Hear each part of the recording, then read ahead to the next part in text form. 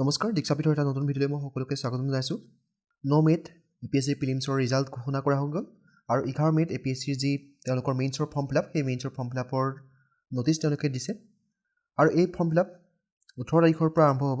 18 তাৰিখৰ পৰা আৰম্ভ হৈ পেলাই 1 জুনলৈকে লাষ্ট ডেট থাকিব আৰু ইয়াৰ যি পে'মেণ্ট হয় সেই পে'মেণ্টৰ লাষ্ট ডেট হৈছে 3 জুন। চ' এই যি 1 জুনৰ আগতে আপোনালোকে ফৰ্ম ফিল আপ কৰিবলৈ চেষ্টা কৰিব, কাৰণ কেতিয়াবা হয়তো ছাইট ডাউন হ'ব পাৰে।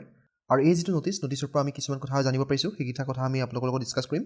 প্ৰথম কথা যে এই আমাৰ যি মেইনছৰ পৰীক্ষা, সেই মেইনছৰ পৰীক্ষা জুলাই মাহত হ'ব। গতিকে আপোনালোকে হাতত যদি সময় চায় তেতিয়াহ'লে দেখিব প্ৰায় 2 মাহ সময়হে আপোনালোকৰ হাতত আছে।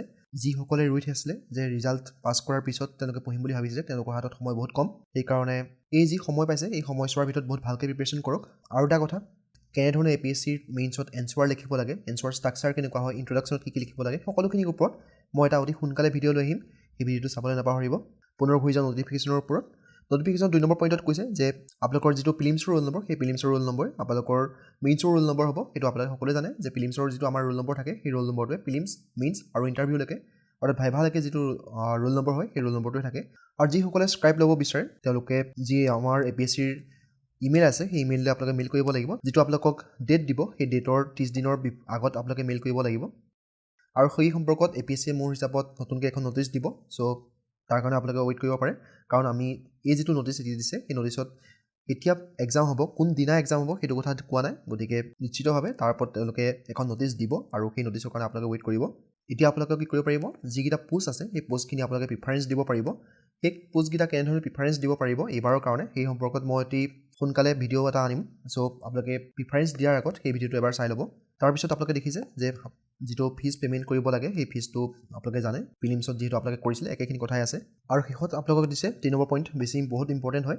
যদি আপোনালোকে কিবা প্ৰব্লেম পায় তেতিয়াহ'লে আপোনালোকে যি APSCৰ ইমেইল আইডি, সেই ইমেইল আইডিলৈ আপোনালোকে মেইল কৰিব পাৰে, বা এইটো যি তেওঁলোকৰ কণ্টেক্ট নম্বৰ দিছে সেই কণ্টেক্ট নম্বৰলৈ আপোনালোকে কণ্টেক্ট কৰিব পাৰে। এইখিনিয়ে এই যিটো নটিছ, সেই নটিছৰ পৰা ইম্পৰ্টেণ্ট আছিলে।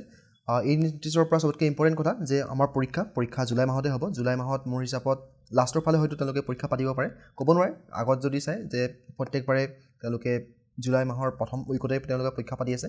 চ' কেতিয়া পাতে ক'ব নোৱাৰে, বহুতখিনি ডেট তেওঁলোকে মিলাবলগীয়া হয়। 3 দিন পৰীক্ষা হ'ব আপোনালোকে জানে।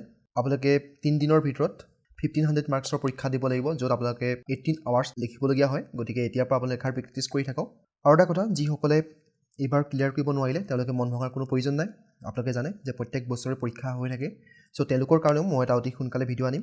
ভিডিঅ'খিনি অনাত বহুত দেৰি হৈ গৈছে, কাৰণ মোৰ স্বাস্থ্যৰ অলপ প্ৰব্লেম হৈ আছিলে, সেইকাৰণে মই আনিব পৰা নাছিলোঁ। কিন্তু এতিয়াৰ পৰা আনিবলৈ মই চেষ্টা কৰিম। আশা কৰোঁ এই ভিডিঅ'টোৰ পৰা আপোনালোকে কিবা নহয় কিবা এটা জানিব পাৰিছে। চ' ভিডিঅ'টো আজিলৈ ইমানে সামৰিছোঁ। ধন্যবাদ।